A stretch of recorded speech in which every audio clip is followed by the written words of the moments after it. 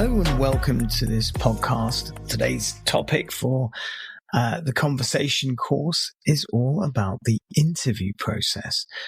Well, look, an interview process affects us all in one way or another, but it has changed, and it's true to say that over the last decade or so, it has become more inclusive of technology. And that's what we're going to be talking about in this lesson plan. It's how things have changed in the interview process over the last decade. And what I wanted to talk about today was the interview format as such, because in the past, interviews were predominantly conducted in person, meaning in a physical form. Phone interviews were also very common many years ago, and to some extent, they still have a part to play in today's modern day practice. But video interviews were less prevalent, and that's a fact. It's only in recent times we've adopted this video conferencing technology and included it in the interview process. So nowadays, video interviews have become more popular and often used to assess or access candidates remotely. And that's key to the process today. Well, let's look at interview technology. I think in some form or another, we've all experienced how technology has impacted this sector. The use of technology during interviews has evolved. In the past, relying on paper resumes and documents were all commonplace. Today, online applicants and applications use tracking systems, and digital portfolios are frequently used to streamline the process and gather more comprehensive information about candidates. A form of collecting data, if I can use that expression. Traditional interviews mainly focused on asking questions and gauging a candidate's qualifications and experience. However, modern practices have introduced various assessment techniques, such as behavioral interviews, case studies, group interviews, and skills assessments. These methods provide a more holistic view of a candidate's abilities and potential fit within an organization.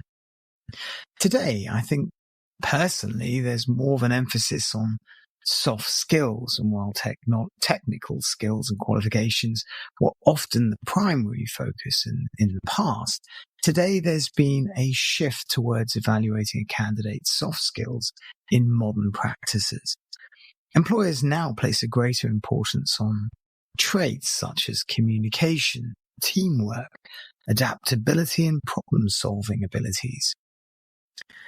I think it's fair to say that the modern employee can offer more experience just to complement their educational background. In the past, I think it was more of a paper sort of qualification to prove your worth, whereas today, I think experience does count.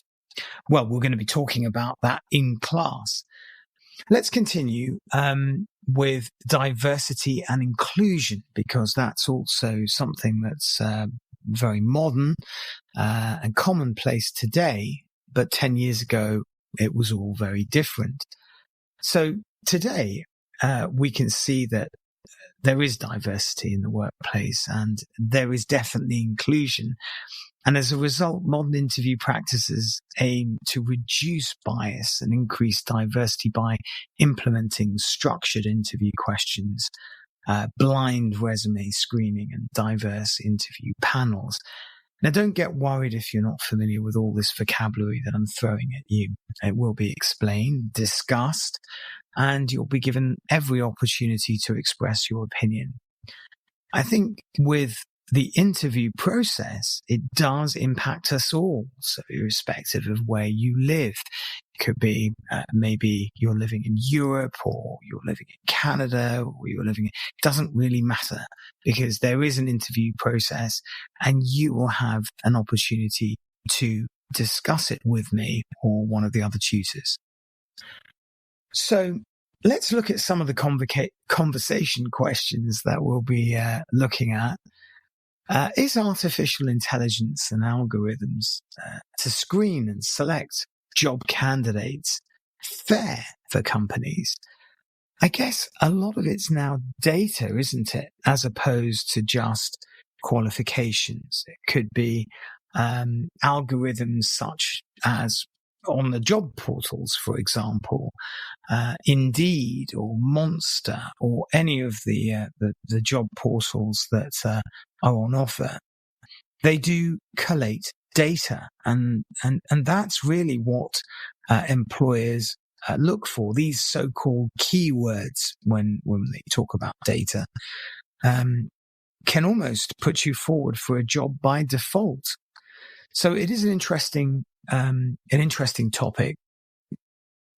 Well, should companies be allowed to ask candidates about their salary history? I mean, does it really have any bearing on what you used to earn and what you earn today, or what you could earn with a potential employer? Does it have any bearing? Should HR managers even ask the question, what did you used to earn? And for that matter, when you do apply for a position, should it count that you're applying for a job, for example, between a salary scale, 30,000, for example, to 45,000? Is that important? Should employers be obligated to just say that the job pays this much, and they shouldn't be allowed to have a wide spectrum of salary? Because obviously if they ask how much you earn and you disclose it, then you could be put forward for a lesser salary, not the greater salary. So that's quite an important one to discuss. What about psychological assessments? I think we've all been exposed to it in one way or another. And to a degree, if we haven't, we know someone who has.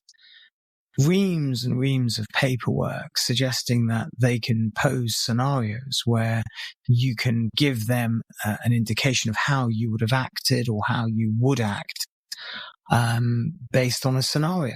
I mean, should psychological testing be allowed? I mean, to be honest, is it not a case that it's individual to circumstance and that they shouldn't include it because quite simply it's unique to a set of circumstances and shouldn't be generalized? And that could be interesting to talk about. What about companies asking about political or religious beliefs? Should that be allowed? Or is it allowed in your country? And what do you think about that? Is it fair? Not fair? Is it taboo to talk about political opinions, for example? That's definitely controversial, but it should be interesting for you. Now, when you're providing an opinion, it's important that you don't just have one way to express an opinion. There should be many ways to express an opinion. We're going to show you about 20 as the classes go along for the conversation course. But for now, just indicating a thought process, you can say, for example, I think. You could say, I strongly believe. Or you could say, I categorically believe that, and so on. There are many different ways. There's nothing wrong with saying, I think, but having a greater depth of vocabulary can sometimes change the way you feel about a topic or a subject. And I think that's important, that students are aware of more than one way to express an opinion. Well, the next one is background checks.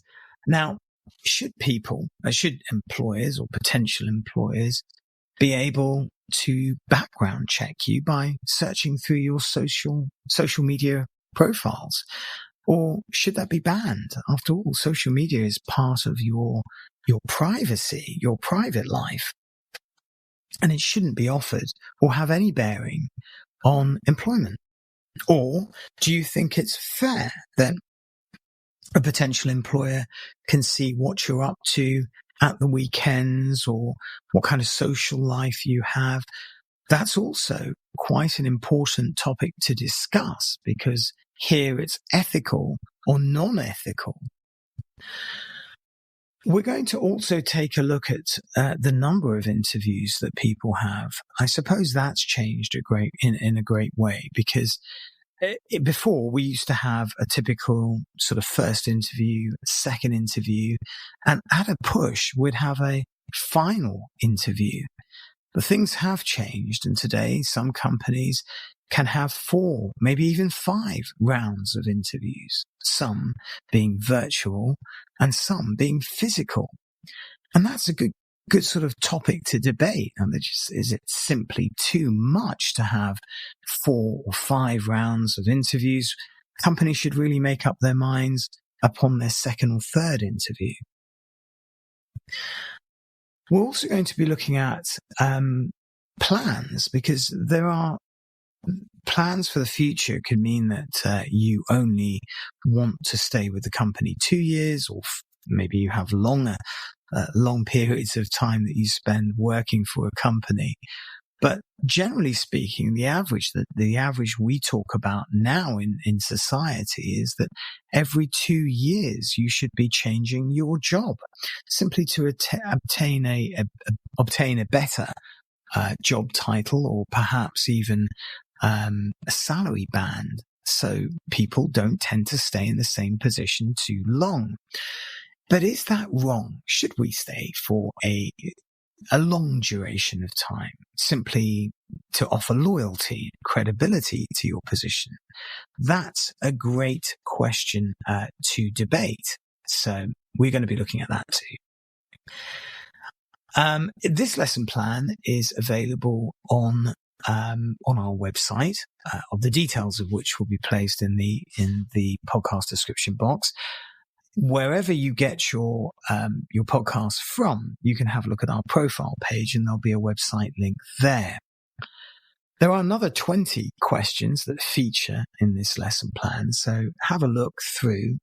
And if you have a look at our blog section, you will see the lesson plan there. And this lesson plan is called Interview Politics Under the Microscope, Stirring a Debate. And that's what it's all about. And you can also have a look at the other courses that we offer. So we don't only do conversation classes. We do exam preparation, mainly for IELTS, but we also do TOEFL and a number of other exam bodies. So you can have a look through on the website. And also interview preparation, ironically, but we do prepare people for interviews in English as a second language. So have a good look through. Well, look, we're nearly out of time. So if you've liked this lesson plan, enjoyed listening to the podcast, then please remember to like, share and comment. Really important to us. And I look forward to seeing you again for another one-to-one podcast. Till then, bye for now.